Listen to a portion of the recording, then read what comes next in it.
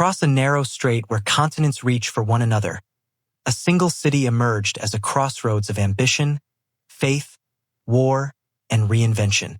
Its story begins with the simplest of human decisions, to build on a piece of land that seemed to sit at the center of everything. Early settlers recognized that the peninsula offered a perfect vantage point over the waters linking inland trade to distant seas. A harbor opened like an invitation, and defensible hills rose like natural guardians. These first communities had no idea their town would become one of the most sought-after places on Earth, but they sensed opportunity in the tides, and so they built markets, temples, homes, and walls that traced the shape of their dreams. As ships arrived from scattered shores, languages mixed in the streets. Fishermen argued with traders, priests debated with newcomers, and strangers discovered familiar hopes in unfamiliar landscapes. That early settlement slowly evolved into a thriving portal between worlds, where the rhythm of life was shaped by the horizon itself. Over generations, the city learned that its greatest strength and its greatest danger came from the same source. Its location attracted prosperity, but prosperity attracted rivals. Empires rose hungry for control of the sea lanes, and armies marched toward the shining port that promised wealth and influence. When foreign banners appeared on the hills, the people within the walls braced themselves, knowing that their home once again stood in the path of someone else's ambition. The Persians arrived first with disciplined forces that swept across the region. For a time, the city bowed to their rule, only to be pulled into new conflicts when rival Greek states fought for dominance. These struggles scarred the land but enriched the culture, leaving behind stories that blended myth, memory, and political theater. Later, when the Romans extended their reach across the Mediterranean, the city's fate changed again. Roman engineers carved new streets into the old grid, raised monumental arches, and introduced a civic order that reshaped daily life. Public baths, gathering halls, and arenas appeared, signaling that the city had become part of a much larger world. Roman scribes recorded its customs, and travelers carried its tales far beyond its walls. Even then, the city's spirit refused to be absorbed entirely. It maintained an identity that pulsed beneath imperial structures, as if whispering to the world that no conqueror could fully tame the heart of a place born from Crossroads. Everything shifted when a visionary ruler sought a fresh beginning for his empire. He saw in the peninsula not merely a port but a stage on which he could build a new capital.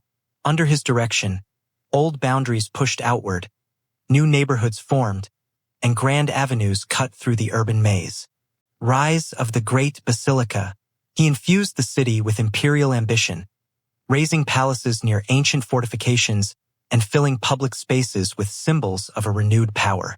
Importantly, he supported a rising religion, allowing the city to become a sanctuary for new beliefs that would later define entire civilizations. From this moment, the city was no longer simply a strategic harbor. It became a beacon of faith, culture, and authority, a crown of the Eastern Empire that drew pilgrims, scholars, merchants, and dreamers. As centuries unfolded, it grew brighter.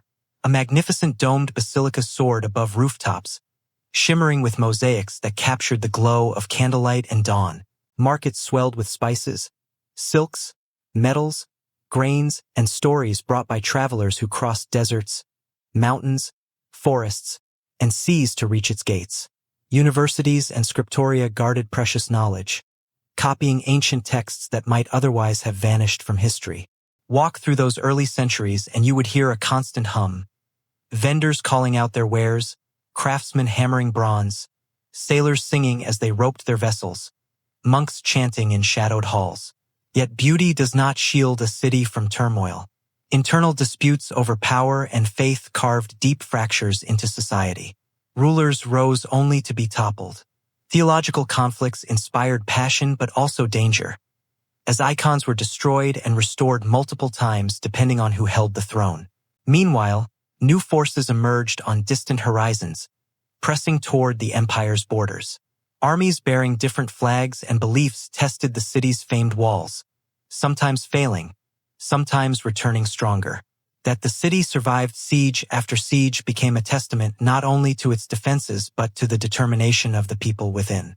Their hope outlasted storms, hunger, and fear. But one calamity came not from foreign invaders but from supposed allies.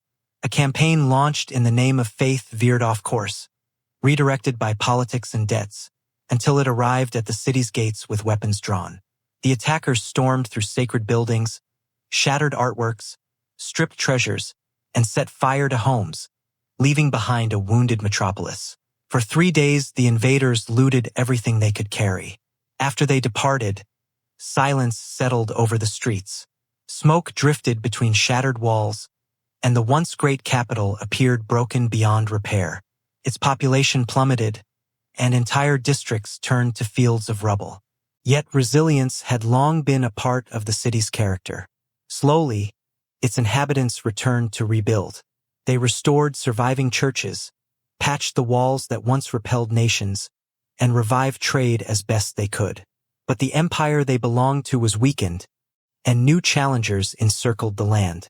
Time and history moved toward a pivotal moment when another rising power from the east set its sights on the city's legendary defenses. Under a determined young ruler, an enormous army encamped around the land walls, and massive cannons thundered against centuries-old stone. Inside, defenders clung to hope, though they were vastly outnumbered.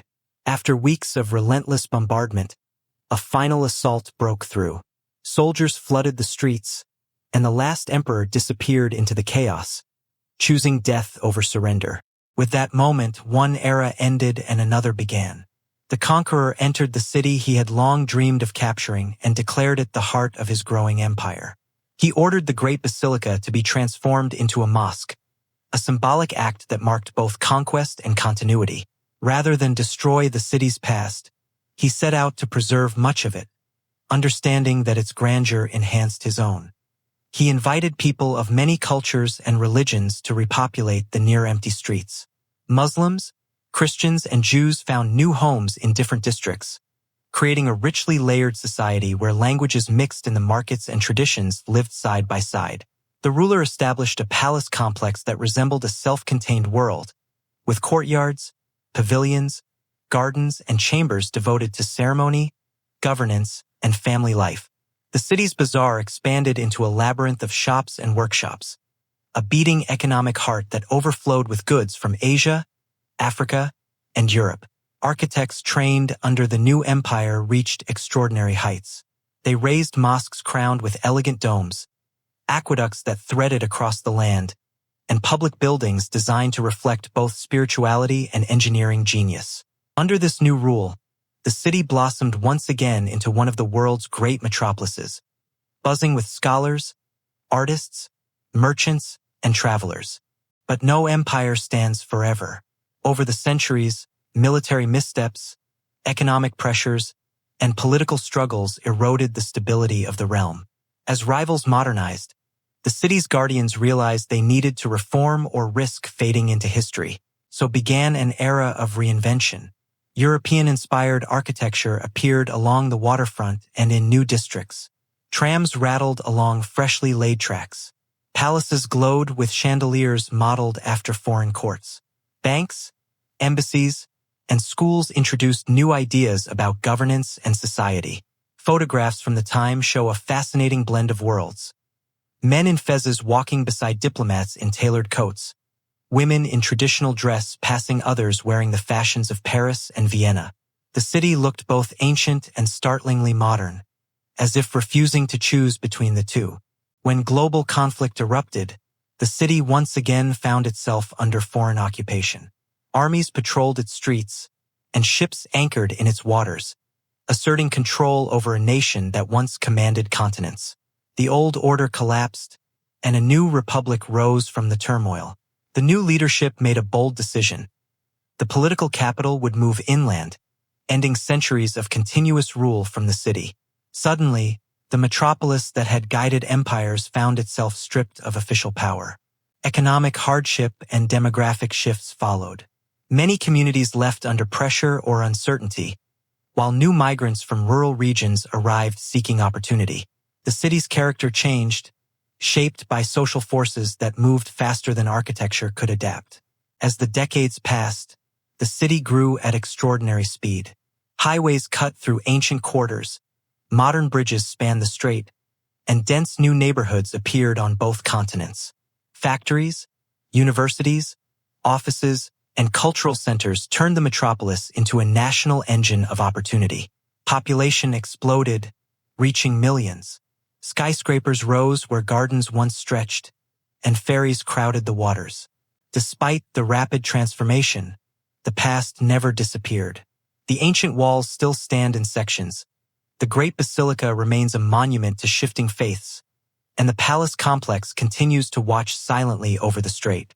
Walk the streets today and you encounter centuries layered like sediment.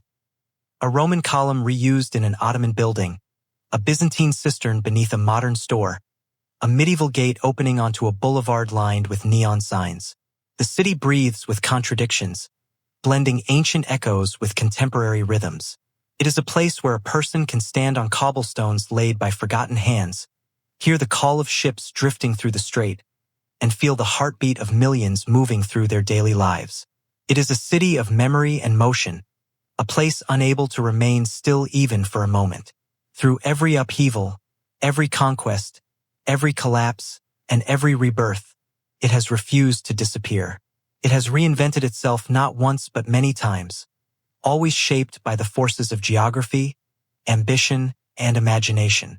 And as the modern world continues to change at breathtaking speed, the city remains poised between continents and eras, still acting as a bridge between histories and futures, still embodying the resilience that has defined it for more than 2,000 years. The story reminds us that a city is not just stone or strategy.